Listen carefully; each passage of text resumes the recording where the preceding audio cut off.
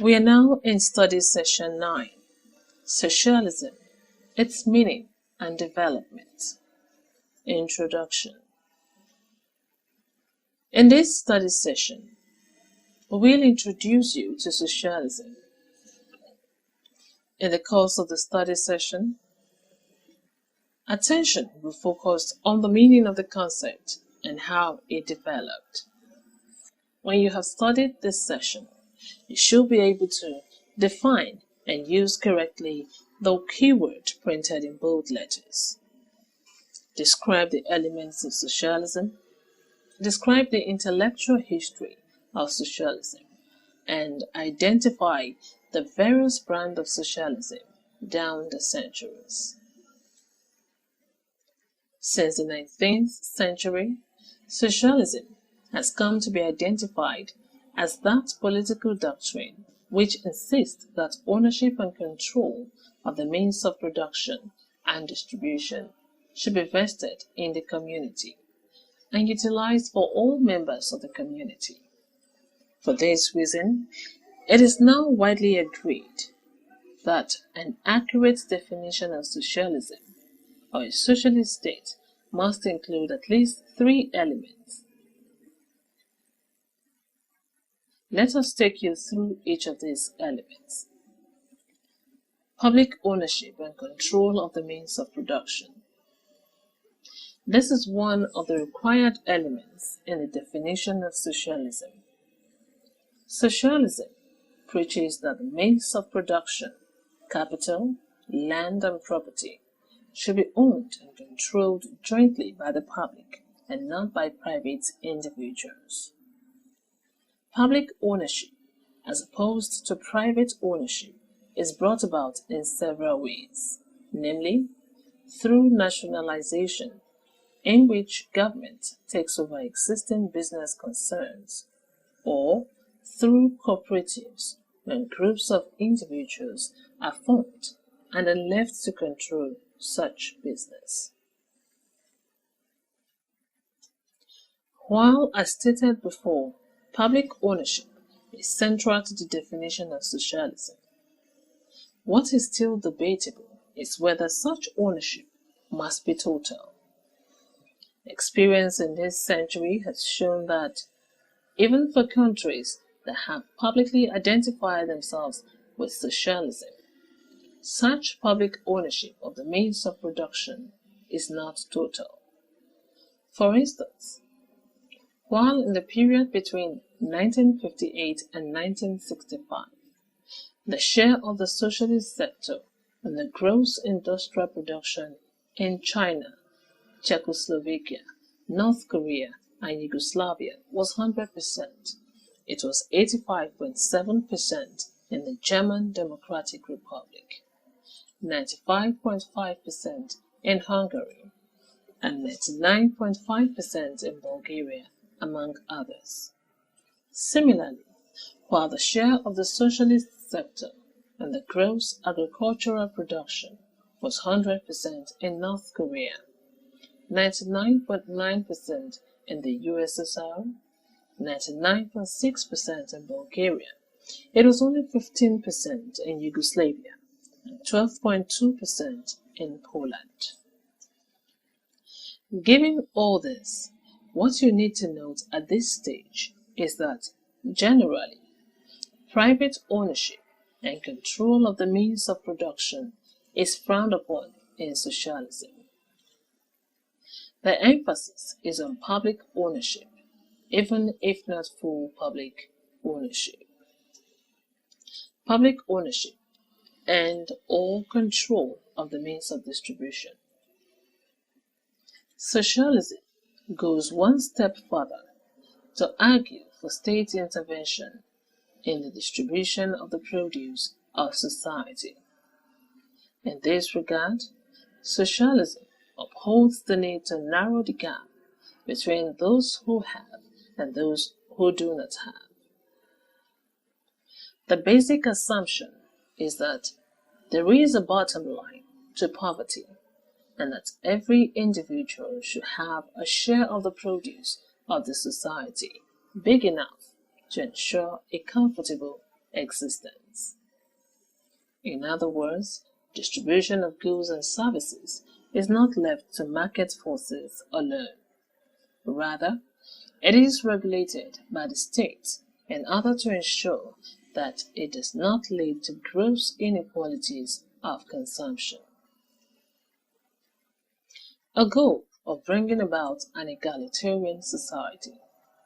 Socialism pledges itself to the creation of a society of equals in which there will be freedom from wants.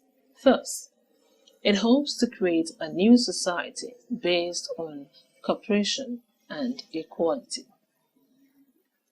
These are the three elements in the definition of socialism. Any definition of socialism or a socialist experiment must therefore contain the three elements. This is because socialism does not merely talk about the production process or the distribution of what is so produced. Rather, socialism also talks of bringing about a new society. In essence, a socialist state must not only pledge itself to upholding and encouraging public ownership of the means of production and distribution, it must equally pledge itself to the task of bringing about an egalitarian society in which individuals will be free from material wants. African socialism. Some first-generation African post-independence leaders embraced the ideology of African socialism. Its major advocates include Julius Nyerere of Tanzania, Leopold Sedar Senghor of Senegal, Ahmed Sékou Touré of Guinea, Tom Mboya of Kenya, Kwame Nkrumah of Ghana, Modibo Keïta of Mali, and so many more. They viewed this ideology as a device for articulating and solving the problems of the new states, chiefly for political stability and legitimacy and of economic development. The ideology was also seen as a means of asserting non-alignment in the struggle between two world ideological blocs, the Western capitalism versus Marxist, that is, socialism. African socialism derives from the pre-colonial cultural practices of Africa.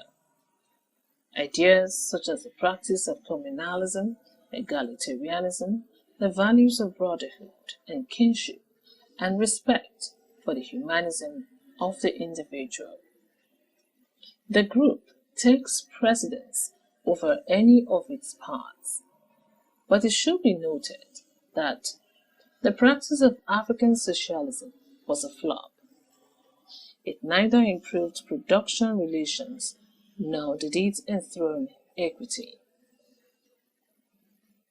Furthermore, most countries that proclaimed themselves socialist in Africa have since abandoned this ideology under the combined pressure of civil society, Western countries, and international financial institutions and donor agencies. They have even been compelled to adopt the principles of liberal democracy and the accompanying capitalist ideology. The development of socialism. The origin of socialism can be traced back to France in the pre-revolutionary period before 1789 and to the writing of Jean-Jacques Rousseau, a French philosopher. Several of the ideas that later developed into socialism are traceable to this philosopher. Some of these ideas can be briefly highlighted. They include fears over unequal accumulation of property and the idea of an organic society.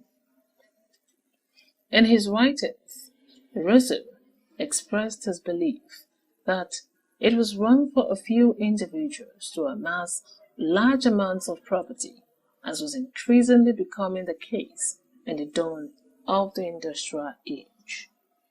According to him, great inequalities of wealth were bound to create equally great inequalities in the sharing of political power.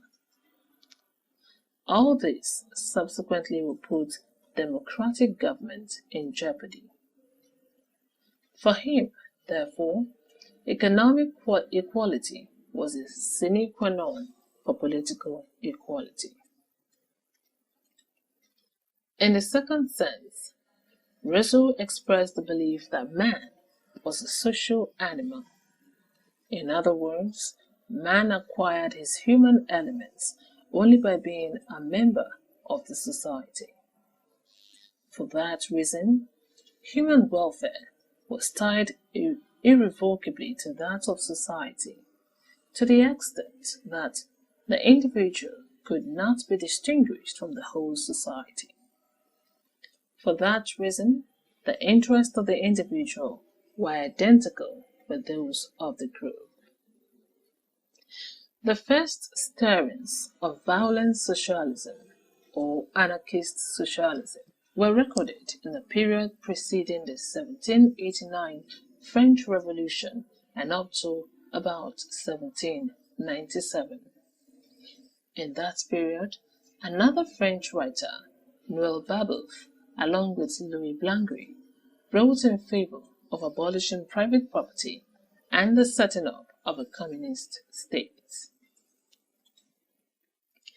They argued that the people would have to be led in this fight against private property by an elite corps of conspirators. Even after the French Revolution, they continued to espouse the need for their own kind of revolution. For this, Babeuf was arrested and was beheaded in 1796. For the next few decades, anarchist socialism was eclipsed by utopian socialism. A few decades into the 19th century, however, anarchic socialism was holding sway again, courtesy of writing of people like Perry Joseph Proudhon and Michael Bakunin. Proudhon, who died in 1865, called for the abolition of property and the state. The two, according to him, were instruments with which rulers perpetuated their rule and hindered individual development. On his part, Bakunin, who died in 1876, exalted those who were outcast in society, that is, the vagabonds, the unemployed, and the poor, to rise against such a society which allowed a situation in which they could go to waste. For him, in such a circumstance, there was joy in destruction. Anarchic socialism unleashed a vivid chain of terror while it lasted. The reactions that follow its methods, however, ensured that its impact will be short-lived, since acts like assassinations, riots, and mass murder could not but attract swift, equally violent reprisals from the state. As we indicated earlier, the period immediately after Babeuf's death and after the French Revolution witnessed the emergence of utopian socialism. Among the leading proponents of this school were Claude Henry Saint-Simon, a Frenchman, Robert Owen, a Briton, and Charles Fourier, an American. The utopians believed that it was possible to create an ideal social system in which egalitarianism will be the order of the day. They therefore set about creating concrete examples of such systems in real life. These experiments subsequently failed, paving the way to the emergence, first of the second generation of anarchist socialists like Proudhon, and later to the emergence of Marx's brand of signified socialism. Let us make one point clear at this moment. Karl Marx was not the founder of socialism. Before him, socialism had been underscored by humanitarianism, with socialists being driven to act by the hope that people could treat each other in a more humane way. Moreover, it was held that socialism was an option that people ought to adopt in order to develop themselves and create a better life. However, Marx's influence was so great that he could be said to have subsequently altered the fate of socialism for good. He founded Marxism, the doctrine that will be introduced to you in the next study session. After Marx, however, socialism assumed new dimensions. First, the driving force of socialism was no longer humanitarianism or concern for the poor per se. Rather, Marx propounded a scientific socialism in which certain laws determined the thoughts and deeds of human beings with scientific precision. According to him, it was the material conditions of individuals that determined their consciousness and actions. The working class, therefore, had to be led to develop revolutionary consciousness before they could be expected to attempt to change such material conditions and create socialist society.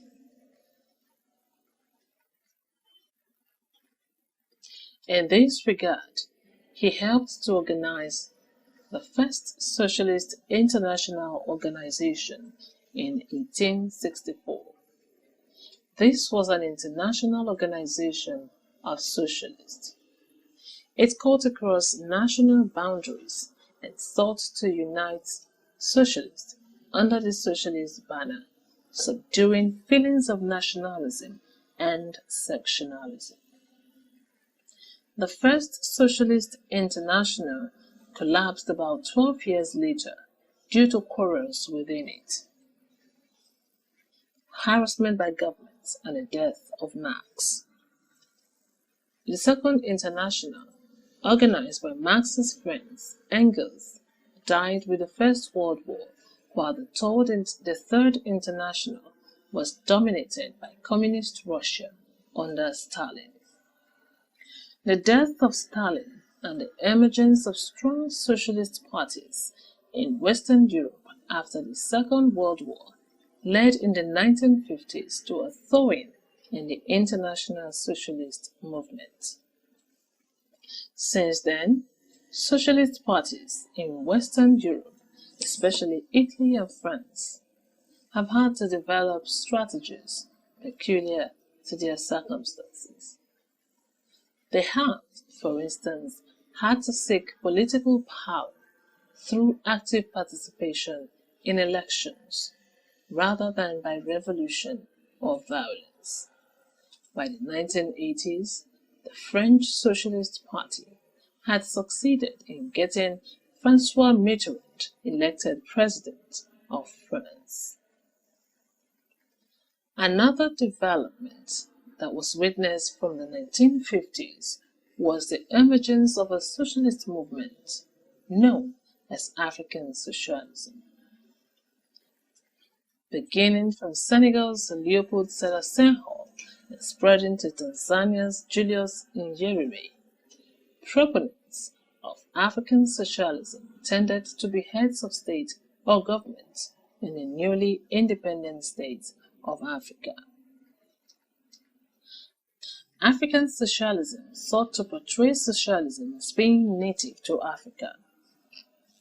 In this regard, it pointed to the age-long communalism of African society, in which the individual was adequately taken care of by the community. African socialism therefore proposed the reinforcement of these traditional practices in modern times. It is not surprising that proponents of African socialism have come under attack, not only from non-socialists but also from socialists alike. They are accused of trying to resuscitate practices that are better left dead. They are also accused of trying to paint an idyllic picture of such a past in order to encourage crisis-free political cultures in their own domain. All this has not dampened the convictions of those who believe in African socialism. Socialism has thus developed from the doctrine upheld by a few in 17th and 18th century in Europe to an idea upheld in various forms all over the world in the 20th century. This study session observed that socialism is a political doctrine that insists that ownership and control of the means of production and distribution should be vested in the community and utilized for all members of the community. Its three major propositions, therefore, are that there be public ownership and control of the means of production, that the distribution of what is so produced be subject to state control, and the state pledge itself to the eradication of poverty and want. The study session also noted that as a body of ideas, socialism emerged from the writing of Rousseau. It has since developed along several lines. For instance, in the period during the French Revolution, there emerged a brand of socialism that was anarchic and which re-emerged later in the works of Proudhon and Bakunin. Another brand, which sought to found idyllic egalitarian communities in real life, was followed by the scientific socialism of Marx, which spawned not only scientific laws, but also the First to the Third Internationals. Developments after the Second World War have credited socialist movements in Western Europe and Africa for their own peculiarities.